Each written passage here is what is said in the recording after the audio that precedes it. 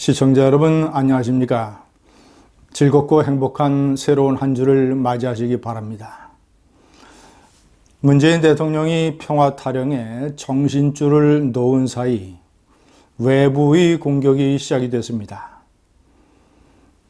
나라가 혼란에 빠진 상황에서 외침이 시작된 것입니다.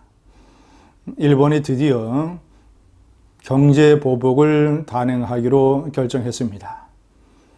삼성, SK, LG 이런 반도체 가전 디스플레이 제조업체에게 필수적인 세 가지 핵심 물질 소재의 대안 수출을 규제하기로 했습니다. 아무런 신청 절차 없이 그저 신청만 하면 수출을 허가해주는 이른바 화이트 리스트, 백색 국가. 일본이 정한 백색 국가가 27개가 있는데 그 중에서 한국을 빼기로 결정을 했다는 것입니다. 산케이 신문의 보도에 따르면 며칠 내에 이 조치가 시행된다고 합니다. 일본이 운을 떼던 경제 보복이 시작이 되는 것입니다. 강경화 외무장관은 일본이 보복하면 우리는 가만히 있지 않겠다고 했습니다. 현실적으로 한국 경제에서 기둥 역할을 하고 있는 반도체, 전자, 디스플레이 이런 산업들에게 피해가 발생을 하는데 무엇을 어떻게 하겠다는 것입니까? 일본의 보복에 맞서서 맞불을 놓게 되면 경제력에서 한참 뒤지고 있는 한국 경제가 더 타격을 받을 것은 불보듯 뻔한 일입니다. 이런 아마추어 초딩 정권의 엉성한 국가 경영 때문에 애꿎은 기업들만 피해를 보게 됐습니다. 한미동맹이 약화되고 한국의 문재인 대통령이 국제사회에서 무시를 당하니까 중국이 여전히 한국에 대해서 거칠고 예의 없는 행동을 해대고 있습니다. 중국은 삼성과 현대차 광고판 70여 개를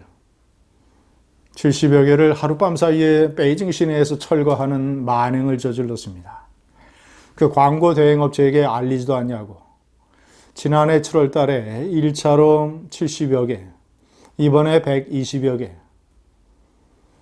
이렇게 광고판을 철거를 하면 그 광고판에 광고를 냈던 이 광고주들에 대한 보상 문제라든가 이 광고 대행사는 이 막대한 손해를 입게 됩니다. 그래서 베이징의 당국에 손해배상 청구를 하고 있습니다만은 아무런 조치가 취해지지 않고 마구잡이로 이런 무도한 일을 해대고 있습니다. 만약에 한미동맹이 철저하다면, 강력하다면 미국과의 무역전쟁을 벌이고 있는 중국이 미국을 의식해서라도 이런 일을 하지 못할 것입니다. 대통령이 정신줄을 놓고 있고 이런 판문점 쇼쇼쇼 제가 옆에 정리를 해놨었다마는 어떤 식의 문재인 대통령의 각종 평화 타령, 과거사 타령, 판문점 타령 이런 환상적인 일들이 벌어지고 있는가 제가 자세하게 설명을 해드리겠습니다. 첫 번째 문재인의 평화 타령입니다. 양국 정상회담이 끝난 다음에 한국과 미국의 대통령들은 기자회견을 가졌는데 먼저 모두 발언을 문재인 대통령이 했습니다. 제가 모두 발언의 핵심 내용을 찬찬히 화면에 보여드리고 읽어드리겠습니다.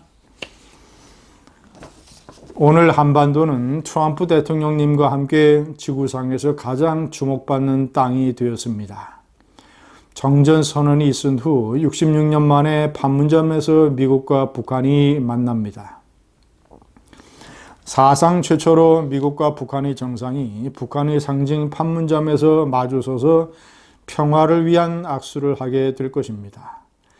서로 소통하고 대화하면 최선의 상황으로 다가갈 수 있다는 것을 우리는 오늘 볼 수 있게 되었습니다.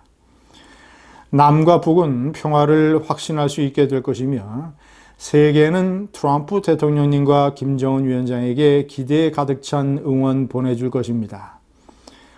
우리가 진정으로 원하는 것은 한반도의 항구적 평화입니다. 저는 진심으로 트럼프 대통령님이 한반도의 평화 이뤄낸 대통령으로 역사에 기록되길 바랍니다. 평화는 분쟁보다 더 많은 용기를 필요로 합니다.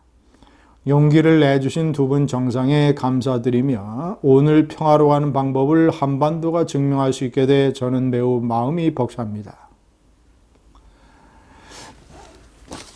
시청자 여러분, 요즘은 대학 운동권 신입생 1학년도 이런 식의 평화 타령을 아마 하지 않을 것입니다.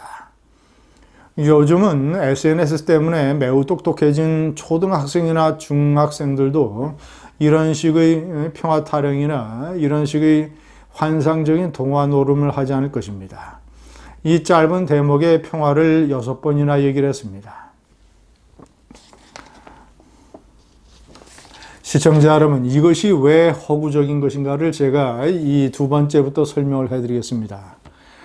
트럼프 대통령이 미국 대통령으로서는 역사상 처음으로 북한 땅을 밟았다고 각종 이 문재인 대통령뿐만 아니라 각종 이 언론에서 대대적으로 미화, 칭송 이런 호들갑에 가까운 언론 보도를 하고 있습니다.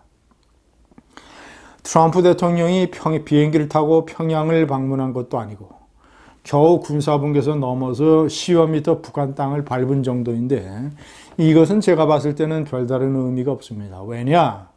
그 북한을 방문한 행사 자체에서 엄청난 정말이지 분쟁 해소를 위한 실질적인 북한의 비핵화라든가 군축이라든가 이런 합의가 발표됐다면 그런 방문이 의미가 있습니다.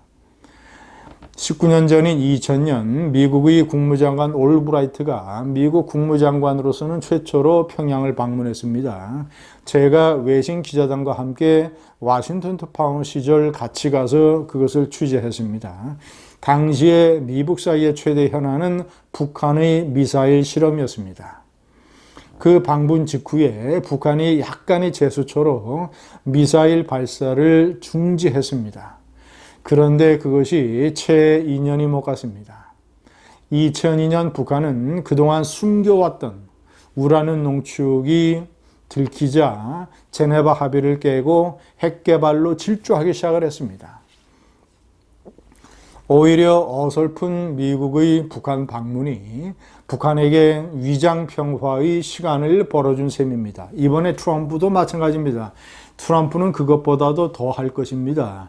트럼프의 이런 판문점 북한 땅 밟았다고 하는 이런 쇼는 북한에게 위장 핵 보유국 구축의 작전을 허용을 할 것입니다. 세 번째, 정전 66년 만에 판문점에서 남북미 세 정상이 만났다는 것도 마찬가지입니다. 그것이 의미가 있으려면 6.25 한국전쟁의 각종 후유증과 유산을 정리하는 실질적인 조치가 마련된 상황에서 이런 일이 벌어져야 됩니다.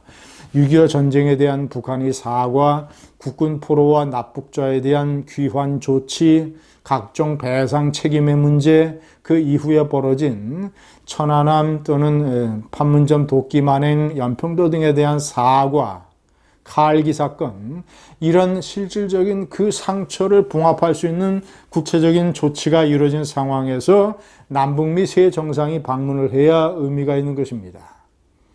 네 번째, 트럼프와 김정은의 블루스는 결국 파탄으로 끝나고 말 것입니다. 왜냐?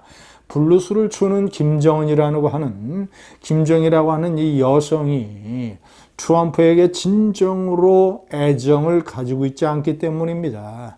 그저 김정은의 주머니에서 돈을 끄집어내려고 하는 이런 아주 꽃뱀 김정은이기 때문에 트럼프와 김정은의 블루스는 파탄이 날 것입니다. 다섯 번째, 김정은의 미래 약속. 김정은이는 군사분계선을 넘고 트럼프에게 이렇게 얘기를 했습니다. 이런 행동이 과거의 증오를 싣고 미래로 나아가는 그런 기회가 됐으면 좋겠다라고 얘기했습니다. 이거 새빨간 거짓말입니다. 김정은이가 생각하는 미래라고 하는 것은 핵 보유국의 지위를 굳히고 경제 제재를 해제받고 중국과 러시아와의 동맹을 강화하고 재래식 전력을 더한 강화해서 남한이 극도의 혼란에 빠졌을 때 모종의 남한에 대한 군사, 외교 내지는 사회적 압박 조치를 내는 더 큰 도발 행위를 하겠다라는 것, 이것이 김정은이 생각하는 미래이기 때문입니다. 시청자 여러분, 대통령 하나 정신줄을 놓고 있는 바람에 이 나라의 기업과 국민들이 일본과 중국의 일본의 외침, 일본의 경제보복은 문재인의 과거사 파리가 자초한 것입니다. 중국이 한국을 무시하는 것은 이 문재인의 외교 총체적 무능이 자초한 것입니다. 새로운 일주일을 맞이하지만 참으로 씁쓸하고 불쾌한 아침입니다. 감사합니다.